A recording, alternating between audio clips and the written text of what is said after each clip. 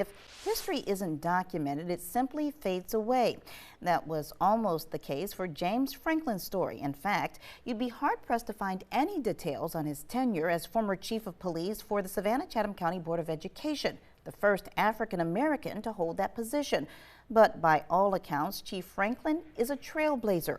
Fortunately, he's still around to share his accomplishments in his own words. If the community is decent and good to you, give back to it by trying to help somebody. James Franklin knows a lot about giving back. In fact, you could consider his life a masterclass in public service. At 83 years young, he's paved the way for others to follow. But his name is seemingly void of the recognition he deserves. Born in Macon but raised in Savannah, Franklin says a traumatic experience during high school graduation changed the trajectory of his life.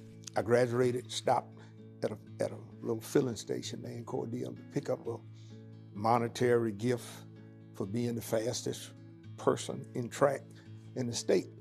And there were 4 little white fellas sitting around a potbelly stove. And I asked for the owner, and they said, well, he went to get a part, he'd be right back. So I was standing there by the door, and one of the guys got up and reached in his pocket and put a 38 in my nose and cocked it and said, what are you supposed to say? I said, Mama, don't drive. My daddy got 2 pistols. I knew he had one in his pocket and one under the front seat. I said, Lord, don't let us all get killed here in Cordele. And I said, tell Mr. Thing, thank you, and we'll be back. And I had the car, so let's go home. So we went on back to Savannah.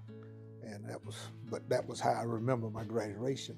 And I guess from that incident, I just made up my mind that I would help people. So after finishing school, Franklin enlisted in the U.S. Air Force. They gave me a job, a prison chaser, they called it. If they had anybody in the lockup, it was my job to take them to breakfast, lunch, and dinner. But in the process of doing that, I learned a lot of investigative techniques and a lot of ways how to do things. So, when I got out of service, it was just kind of right there in front of me, still follow the police work. In 1965, he joined the 165th Air National Guard. 5 years later, he also became an officer for the Chatham County Police Department, one of a few black members of the force at that time. He worked his way up the ranks to become an investigator in the DA's office. He was later promoted to sergeant, then deputy assistant commander of the drug squad, and ultimately lieutenant before retiring. But it wasn't long before he'd embark on a new journey. At the urging of then interim Chatham County Public School Superintendent, the late Gwendolyn Goodman, Franklin accepted a job as the chief of campus police and director of security for the Board of Education, making history as the first black person to hold that position. He also played a big part in restructuring the agency. It wasn't just about taking care of the police problem. I was trying to help take care of the kids. Everybody doesn't need to go to jail, and all kids don't need to be put in juvenile.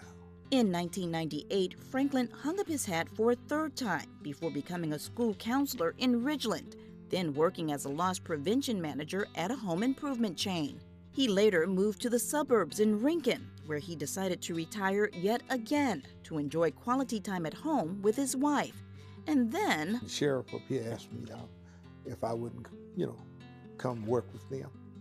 And so I did. I accepted that invitation. Today, you can find Chief Franklin working as a blue coat at the Springfield Courthouse, providing security at the entrance, another stop in a career that he's turned into a legacy of service. I hope the door's open for everybody to come in, but I enjoyed the trip, and that's the best way for me to put it.